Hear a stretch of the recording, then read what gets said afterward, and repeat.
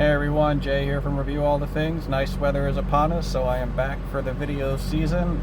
First thing we're going to do with the nice weather is address this oil pressure issue, which really should just be, I think, a sending unit issue because the truck sounds fine.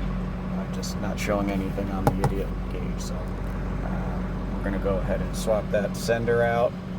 I'm going to take you along on the ride in case you ever run into this issue. Alright, so let's get going. Alright, so here we are. We're going to get after this little sending unit. It's going to be right behind the oil filter housing. There's actually two. There's one that's a 2-wire, which is right there. That white connector. That's not the one that we want. That's the actual sending unit that matters for oil pressure for the PCM. And then there's this single wire right behind it. You can see it right there. And that's the one that we're after. That just is for the oil pressure light and the gauge. It's just an idiot light. Does it have pressure? Yes or no? So we're going to get after that and hopefully take care of our issue. Alright, so the first thing we did is I already unplugged it. I have small hands, so I was able to get in there and unplug it. Made sure the sensor plugged into the new one. And now we're going to take the air induction pipe out. So I loosened the 8mm clamp there. On mine, the bracket here has two 8mm bolts that you have to take out. And we're going to unhook the air filter and pull this whole thing out to make some room. Alright, so here's where we stand after getting all the ductwork out of the way, the air filter out of the way. We did have to disconnect the mass airflow sensor and your flow sensor for the air filter. Just remember to plug those back in. Put a rag in the breather hole here. Be careful of this O-ring. You don't want to lose it, because you'll need that when you put it back together. So what we have is a 27mm sensor, like I said.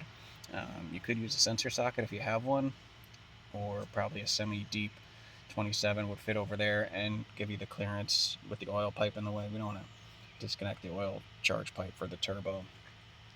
But for me, I've been doing this for a while, so I have a cut down 27mm wrench because this is a popular thing for Ford to put sensors in tight places that are 27mm. So I'm able to get in there and get on there and get it underneath the turbo, and I cracked it loose. And lucky for me, it is pretty loose. So I'm going to be able to spin it out by hand from here. So I'm going to spin the sensor out, take a look at it, see if I can see if it's clogged or anything, and then we'll get the new one in and test it. So good sign so far. There is oil in there, so I guess it's charged, so hopefully it's just the sensor that's the issue. I don't see any gelling or anything clogged in there, but oil's a little dirty. So we'll get this swapped out and check out the results. So the other thing that I'm going to do is just put a little bit of silicone spray on the O-ring itself, just so it doesn't bind up as we're tightening it. Shouldn't be an issue. Put a little of the actual motor oil on there too, but I have this. You just need a little bit, not a lot.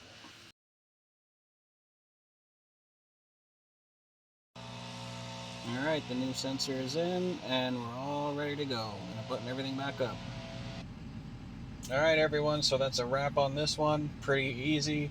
I'll leave the part number in the description if you have an 04 F350, and I'll leave my build date. I did have some issues when trying to get it from Ford. They couldn't guarantee that it was the right part, so it actually was the right part. And we are set. Our gauge is working, and we're on to the next one. So remember, don't be afraid to work on your own stuff. We've got more videos coming for you. Alright, stay tuned. Like and subscribe, and I'll see you later.